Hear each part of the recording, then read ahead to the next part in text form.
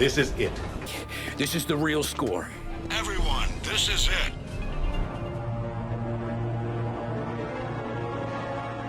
Welcome to Ye Olde Entertainment. My name is Alex, and it is my duty, my mission, my purpose in life to help you decide whether that game that you have been thumping for so long is indeed the right game for you or not. And today we have the Lord of Lords, the King of Kings, the classic RPG to which every other classic computer role-playing game bows and pays homage to.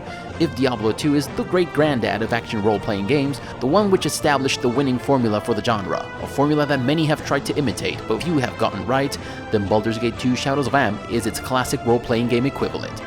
And both were released in the year 2000, by the way. If you haven't been following this channel, why not start now by hitting that bright red subscribe button underneath this video? But if you have been following this channel, you might have noticed that I always try to present you with the two most popular colliding visions out there about the game being reviewed, and then wrap things up with the phrase, or is the truth, as it is often the case, somewhere in between. I'm proud of that little phrase.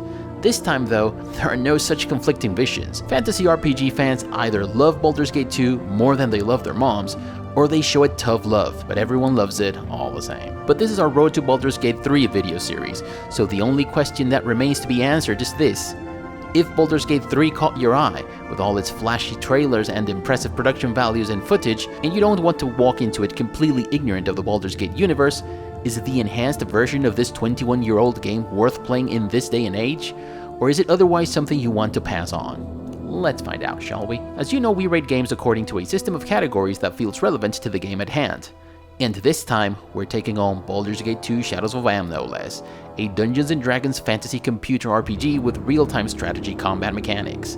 And as you very well know, character creation and character progression are up first. I have to admit that I am running out of ways to present the character creation and character leveling mechanics in these series, and well, it's the same system we've already covered in our reviews about Baldur's Gate and Siege of Dragonspear, both of which of course we encourage you to check out.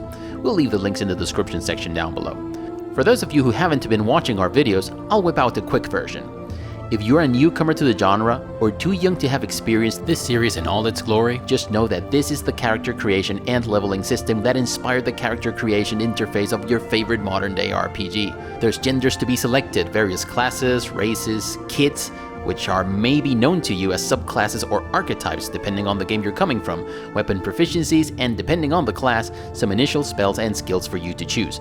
There's also a slew of portraits and the ugliest appearance screen ever to grace or disgrace gaming. That's all robust, fine, and powerful. However, that's where the magic ends and the frustration starts, at least for me.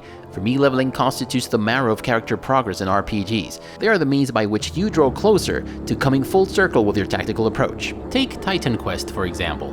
Now, before you lose your shit and smash that dislike button, I know that this is an action RPG and that it can't quite be compared with Baldur's Gate 2, but skills with interesting synergies is something that I look forward to in all RPGs. And Titan Quest is probably the best when it comes to skills and synergies. So, you read that there's this ancestral horn skill that calls forth ghostly heroes of old from the Elysian fields, but only for a limited amount of time. But there is also the refresh skill on your secondary class tree. That subtracts time from the cooldown time of all your skills. You envision it, you delight in the prospect of these things working together, and you patiently work your way towards it, assigning points to those skills and their prerequisites, until the moment you see the whole thing coming together. And then you shed a tear as you finally see your permanent private army of ghostly heroes from Elysium kicking all the ass in the world. Unfortunately, that's not how it works in the second edition of Advanced Dungeons & Dragons rule set. And Baldur's Gate 2, being a D&D based game, has to fall in line with its mechanics, so every class available to you is meant to develop along established roadmaps over which you have little to no control. So your role in your character's leveling is reduced to clicking that level up button and then the done button. Every third appearance of Halley's Comet though, you can add a point to a weapon proficiency or a spell to an empty spell slot. And very late in the game, you also get to choose additional abilities. Some of them are game-changing all by themselves, but with all the rules and descriptions, there are hardly any easy to identify synergies that you can use in clever tactical ways. As was the case with the original game, you're also given the choice of creating your entire party. But while in the original game you meet Imoen fairly soon in the game, but you may not be thrilled to have Zar or Montarom in your party, giving you a fairly good reason to keep your initial party for a little bit longer. In Baldur's Gate 2, you immediately meet Imoen, Jaheira, and Minsc from the original game. giving you little reason to keep your customized companions, since you start out in a dungeon that you won't likely be coming back to, probably leaving anyone you don't bring with you behind for good. You're also given the choice of importing your character from the original Baldur's Gate and also from Siege of Dragonspear. This is great for immersion and role-playing purposes, and it also gives you a bit of an edge early on as you get to keep the gear with which you finished Baldur's Gate or Siege of Dragonspear. So while the leveling did leave me wanting more, character creation and character progression in Baldur's Gate 2 is still solid. Gameplay, I'll just put it this way, every fantasy RPG out there, and even some that aren't fantasy based, owe everything to Baldur's Gate 2. If you have managed to miss out on Baldur's Gate 2, but if you have played games like Pillars of Eternity, or Dragon Age, or Pathfinder Kingmaker, hell, even The Witcher 3 or Skyrim, and you pick up Baldur's Gate 2 Enhanced Edition today, you'll probably be baffled at the sheer amount of things from your favorite modern-day games that can be traced back to Baldur's Gate 2. Like Diablo 2 in the action RPG ballpark, Baldur's Gate 2 set the standards for gameplay in classic RPGs. Only a handful of games, and only when they've been at their very best, have managed to scratch the surface of Baldur's Gate 2 greatness. The gameplay, of course, consists of combat, questing, and exploration. Combat is challenging, varied, and it's thrown into the mix in just the right measure. It never feels like there's too much or too little of it. There are huge areas with multiple floors, but you generally get to these areas because you've been given a quest to explore it, or because you found yourself in a situation that leaves you no choice but to brave the area if you wish to survive. Quests in Baldur's Gate 2 are masterfully written. They always add a great sense of purpose to everything you do. Dungeons are well designed and challenging, so there's always an adventure feeling to your extensive dungeon crawling. Baldur's Gate 2 is a behemoth of a game that comes packed with 200 to 300 hours of gameplay. Every campaign is meant to last somewhere between 60 and 80 hours. If you do the math, that means that you can play the game 2 or 3 times and have significantly different experiences every time. And though it may not be my personal favorite, this is what makes Baldur's Gate 2 the king of medieval fantasy-based classic RPGs. There's nothing I like more in an RPG than being put in the driver's seat, and there's a ton of options that do just that for you in Baldur's Gate 2. I have to admit that I find the myriads of paths in Arcanum, for example, to be more interesting, exciting, and the impact on the final outcome of the game to be greater. But when it comes to the sheer amount of choices and branching paths, nothing beats Baldur's Gate 2. There's this part in which you'll find yourself stranded in a remote island in the middle of nowhere. You have 2 options to get out of there. You can either enter a portal that'll take you to the Underdark, or you can go back to the pirate town of Brynlaw and help your captain acquire a new ship. Let's say you choose to help the captain. There are also several ways to do this. You can gather information around town and find a way to sneak into Kaya's house and steal the pirate horn without anyone being any the wiser, or you can kick it old school and kill everyone who stands in your way. But let's say you lack the patience or the skill and you go in all guns swords flashing and slaughter every man to the last. As you prepare to set sail, you'll be ambushed by the pirate lord and his men, and you'll have to fight for your life as you finally get in that damned boat and set sail back to the Sword Coast. As a reward for helping him, Simon will give you an ancient sword, and he won't take no for an answer. As you're sailing back to the Sword Coast, your ship is chased and eventually boarded by a Githyanki ship. The Githyanki demand that you give them the ancient sword, which turned out to be a mystical Githyanki relic of swords. Simon bails out and flees the ship, and leaves you to contend with the Githyanki. In the midst of battle, you and the Githyanki are jumped by the Sahuagin, so your party is left with no choice but to side with your former aggressors and try to repel the Sahuagin. Being sea creatures by nature, they easily overpower you and your allies and capture you. When you come to your senses, you're in the underwater city of the Sahuagin, so you learn who's who, what's what, and the reasons why they decided to keep you alive. Turns out that there's some prophecy about someone like you, someone whose calling is to bring an end to the ongoing war between the 2 main Sahuagin factions. So you may choose to help the king against the rebel group, or you may accept his offer and then turn on him. Let's say you decide to turn on him and help with the rebels. See, this is just a fraction of Chapter 5, and there are so many roads not taken, so many things that you could have done. What would have happened if you hadn't helped Simon and taken the portal to the Underdark instead? How would have things turned out if you had decided to sneak into Kaya's home instead of brute forcing your way through? What would have happened if you had decided to follow through with the Sahuagin King's plan? While many of these decisions eventually end up yielding the same results, there are so many large chunks of gameplay, so many dialogues, and so much nuance in the experience that every playthrough feels completely different. And don't get me started on the beefy and lengthy quests your companions ask you to help them with. Don't get me started, because I'll be talking about those later in the video. I don't think the gameplay in Baldur's Gate 2 is perfect. It isn't. It couldn't have been. not when there's 200 hours of gameplay filled with characters, quests, and locations. For example, I think the initial stretch of the game is not the most engaging thing to start your adventure with. I found the beginning of the original Baldur's Gate to be much more endearing. I think the Underdark, for example, is designed in a way that may result in a tedious experience for a completionist type of player. Locations of interest in the Underdark are too far from each other, and there's plenty of reason to go back and forth between them. There should have been a way to fight or explore your way to find some sort of shortcut. Also, I have some very serious issues with some combat sequences in Baldur's Gate 2. This is not necessarily an issue with Baldur's Gate 2 per se, but with Dungeons & Dragons. In most RPGs out there, every single fight can be addressed in more than one way. You have a general strategy and a few go-to tactics depending on the situation, and you have to adjust and improvise every now and then. When your build is not the best for a given situation, maybe you can make up for it by taking good tactical decisions with what you've got. You may position your characters differently, find a choking point, lure enemies to a place in which you have an advantage, etc. And to be fair, most combat situations in Baldur's Gate 2 may be addressed in such a way, but there are many that can't be addressed in such a way. While games like Sekiro challenge your skill and demand that you master its attacks and dodge and parries, while games like Pillars of Eternity challenge your tactical mindset, Dungeons & Dragons is fond of challenging your knowledge of the rules. Some fights in Baldur's Gate 2 are really more like tests of how much you know about the negative statuses and the skills that counter them, about spell protections and the spells that dispel them. This is especially true of the toughest mages in the game. Fighting the hardest magic users in Baldur's Gate 2 often entirely depends on whether or not you know which spell undoes his or her protections and whether you have that spell in your book or not. But I understand that these are for the most part personal takes. I still don't think the gameplay is perfect, but the greatness of its design and the undeniable impact that it has had on the genre, even if other games have managed to improve upon the original formula, deserves nothing less than a perfect score. Story and lore. Are you ready for your uplifting story? Alright. Once upon a time, there was a mysterious, handsome orphan. He traveled all around the countryside, caring for those who needed care, killing those who needed killing, and helping many people find objects that would have otherwise been lost forever. During his travels, he met a beautiful half-elven lady who captivated him with her quick wit and general usefulness.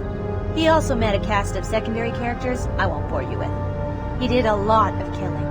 Kobolds, svarts, ogres, wyverns. You name it, he's killed it. Then he was kidnapped.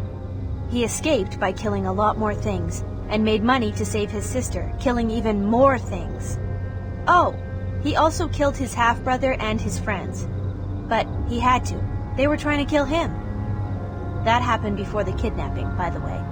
Through it all, he was always himself. Some worried he would become a slave to the divine essence of the dead god within him, the god of, well, killing things. But his, actions and, decisions proved that, oh hells, I didn't think through the ending very well. But that's pretty much the gist of it, really. I'll give you a bit of a longer version, though. Story-wise, the original Baldur's Gate was a serviceable, if overly tropey experience, but one that set the tone for every D&D game that followed in its wake. Story and lore were taken to the next level in Baldur's Gate 2 Shadows of Amn novel. For me, a lengthy voyage filled with perils and turns of events is crucial when it comes to medieval fantasy, and the more creatively it's written and the higher the stakes involved, the better. If nothing else, Baldur's Gate 2 Shadows of Amn delivers in spades when it comes to high stakes and unexpected turns of events. As I said, it's not perfect. The villain is too deliberately shady about what he wants from you or Imoen, and it feels like the writers were all hell-bent on forcibly keeping the mystery a mystery for as much as the game as possible.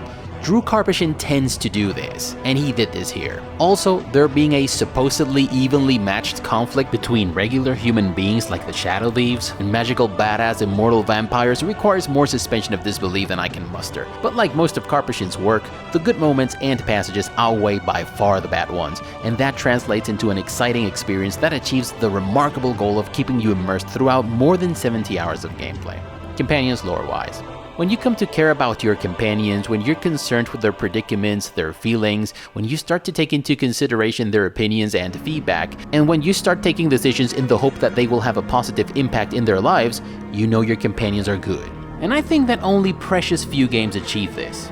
Dragon Age Origins, Divinity Original Sin 2, Mass Effect, and Greedfall come to mind. And frankly, I don't think companions in Baldur's Gate 2 are quite up to par with these other games, even when they've been greatly improved from the original game. There's something quite impressive though about companions in Baldur's Gate 2.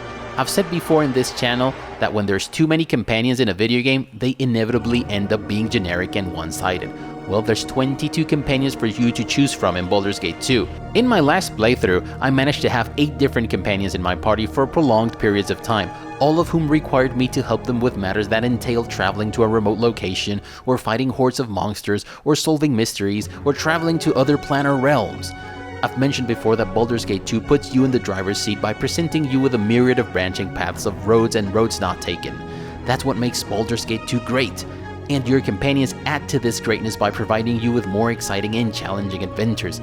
For example, there's this human thief who approaches you at the Copper Coronet Inn in the slums. She says her name is Nalia Darnice, and announces that she needs your help to reclaim the Darnice Keep from an invading horde of trolls. If you're happy with your current party, you may tell her that you have already too many companions and leave it at that. Or you may choose to welcome her into your party and help her out. Let's say you do the latter. So off you go with Nalia to her estate to see what all the fuss is about. The Darnice Keep turns out to be a huge keep in the middle of a forest, so you find a way to sneak into the place, and once you're inside the keep, you run into some survivors scattered around the halls. You talk to the survivors to piece together what happened, and then go from main corridors to secret passageways that take you to places filled with monsters and rooms where some of the survivors have been hiding up until now. At some point, you find a way to exit the keep and lower the drawbridge to let Nalia's family's forces enter the castle and help you with the monsters. When you're done killing every monster in the place, Nalia reveals that she needs your help yet again. There's some noble guy called Isaiah Ronal who wants to marry her as part of his greedy political agenda. Nalia says that the only way to prevent this is to appoint you as the ruler of the Darnice Keep and the lands. And that's how you gain a stronghold, no less. And it's one of 3 possible strongholds that you can get. Owning a stronghold gets you a place to rest, cure yourself from ailments once you acquire a priest, collect taxes, etc. It also comes with several quests and problems that you have to deal with as the ruler of the land. You also have to deal with Lord Ronal later on, and if you decide to challenge him, he will eventually abduct Nalia. To get her back, you have to talk to several people and break into some places to collect some evidence against him, and well, remember how I said several minutes ago that if you're happy with your current party, you may tell her that you already have too many companions and leave it at that? Well, the battle to reclaim the keep, ruling the land, snatching Nalia back from Ronal, none of that would have happened if you had passed on her offer. And there's so much more like this in Baldur's Gate 2. There's some guy called Valigar Korthala, living in some godforsaken shack in a godforsaken corner of a godforsaken place called the Umar Hills. You really have to go out of your way to run into this guy. And this guy has a huge quest that involves entering a seemingly unimportant building in the slums that turns out to be some machine that allows you to travel between different planar realms where there's a crazy old wizard threatening to end the world and loads of very extremely difficult fights. The depth that comes from your companions' quests also adds complexity to some of your old companions. For example, there wasn't much to be said about Jaheira in the original Baldur's Gate. She was Gorian's friend, she promised him to help you, and she was a druid concerned with balance. This time around, she has a series of quests that are often intertwined with your own secondary missions. Jaheira is a member of the Harpers, an order of Guardians of Balance. A seemingly unrelated quest that involves some Baldur's Gate companions, Sar and Montaram, results in you uncovering some ugly truth about the Harpers in the city of Am. This discovery leads to a violent confrontation between you, Jaheira, and the rest of your party on one side, and the Harpers of Am on the other. The Harper leader leaves you no choice but to kill him in self-defense. This outcome has long-reaching repercussions with the rest of the Order of the Harpers, who immediately set out to confront Jaheira. Ye have done what ye have done, there is no denying. The reasons for which are thine, and I trust they are valid, if ye believe them to be. This is my question, Jaheira. Did you do the right thing? Undoubtedly. I would do as such again without hesitation. Circumstances eventually forced Jaheira to make some serious decisions that put her loyalty to you and her long-lasting bond with the Harpers at odds. Companion quests and secondary missions are complexly, and I would say even masterfully woven together into the fabric of the plot and the gameplay in Baldur's Gate 2.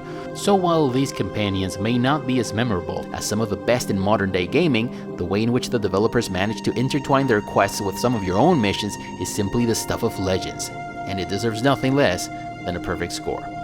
Companions gameplay-wise, this series, even when it's not at its best, is sharp as an arrow when it comes to the possibilities your companions bring to the table gameplay-wise. I really like that in addition to there being a nearly endless cast of characters able to fulfill any role that you might need in your party, each of them has some unique skills that are not available for you to add to the characters that you create from scratch in your character creation interface, and this places Baldur's Gate 2 at the summit of this category. Secondary mechanics. This aspect of the game might have been vastly improved from the original Baldur's Gate 2, but secondary mechanics still feel more dated than cargo pants at this point.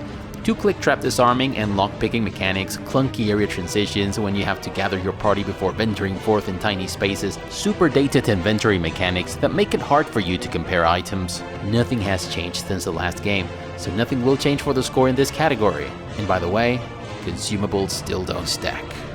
Voice acting. This reminds me so much of Candlekeep. Dusty old tomes all over, bookcases nearly spilling. It's like we never left. Look, Anamen. The sun is rising.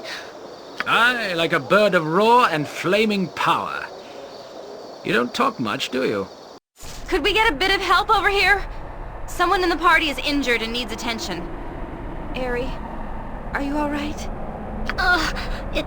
It hurts, Nalia. Voice acting is solid throughout the series, and Baldur's Gate 2 is no exception. There's a distinctive medieval fantasy vibe present in each of the voices, and though it's not fully voiced, and though I'm not generally a fan of games being only partially voiced, the voiced lines that you do get do a lot for the immersion aspect of the game. Baldur's Gate 2 is a game that takes itself seriously, but consistently delivers moments of humorous levity when it needs to. Can we go kill something now? Huh? And the voice acting, even as stark as it is, does much of the job in this regard. Aerie, for example, is a naive but enthusiastic elf girl that is thankful and fascinated to be in your party of adventurers. This is a lot more exciting than any circus. I'll help however I can. Though her personality is a bit on the nose, the voice acting adds warmth and charm to her character. Some lines of voice acting in Baldur's Gate 2 are so memorable. Faster than Chick-Tika Fast Paws. For the eyes, I don't want to look for this. That some modern-day RPGs have even paid tribute to them. Nothing's faster than Chick-Tika Fast Paws. Optics. Go for the optics. Music.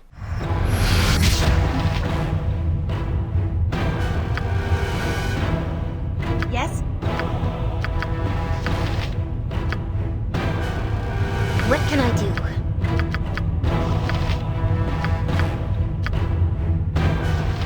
Nature is at the ready.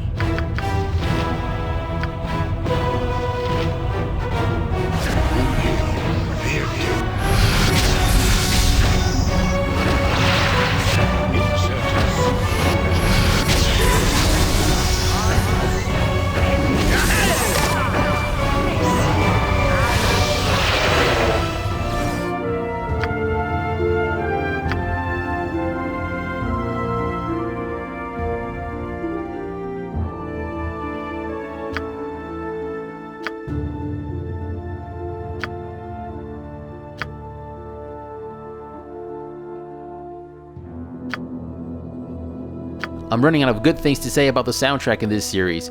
If the music in Baldur's Gate 2 is not the paragon of epicness and medieval immersion, it's definitely in the neighborhood.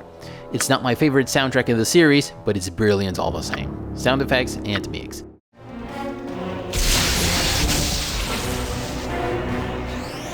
Swords, not words! I'm not a fan of the sounds here. Volume and clipping issues are the order of the day, and when the sonic landscape gets even a little busy, the mix comes out muddy and confusing.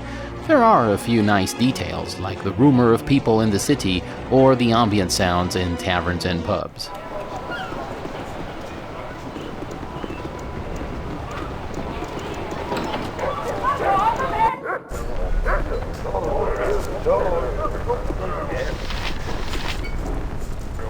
Hello, my good smiling friends. But while most aspects of Baldur's Gate 2 have aged like fine wine, this one has aged like bad curry. Graphics. Even though Baldur's Gate 2 Shadows of Amn was published a couple of years after its predecessor, locations have been vastly improved and greater detail has been added everywhere. Siege of Dragonspear still looks better, you know, being almost 20 years younger and all. but artistically, this is a solid package. Locations in the sanatorium look creepy, the Drow City in the Underdark has an evil, frightening vibe to it, and the rest of the locations have an adventure feeling to them that still holds its own weight today.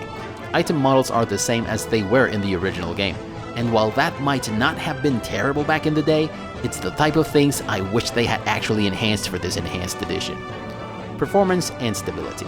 In more than 70 hours of gameplay, I didn't experience a single crash, and my game never froze. There were a few stutters here and there that seemed to happen at random, but other than that, it was smooth as silk. Other considerations and final thoughts. Baldur's Gate 2 Shadows of Am casts a long shadow, a very long shadow over the classic RPG genre. Writers, developers, and artists alike are still scratching their heads to find ways to improve upon the legacy of this behemoth of a video game. When it comes to medieval fantasy, Baldur's Gate 2 is a top-tier reference. As I mentioned in the introduction video of this series, I will be playing 11 games in preparation for Larian Studios' upcoming Baldur's Gate 3, but if you don't have enough time for that, if you're planning on playing only one game in preparation for Baldur's Gate 3, let this be that game. If you have any respect for gaming, any love for medieval fantasy, this is a quintessential pick that you simply can't go without. And that's all I have for you today. If you liked the video, give it a thumbs up. If you didn't, thank you for watching all the way up until now. If you like what you're seeing in this channel, please consider subscribing and clicking that notification bell to avoid the usual YouTube shenanigans. Share the video, but most importantly, never stop gaming, but don't let gaming get in the way of your hopes and dreams. Bye everyone.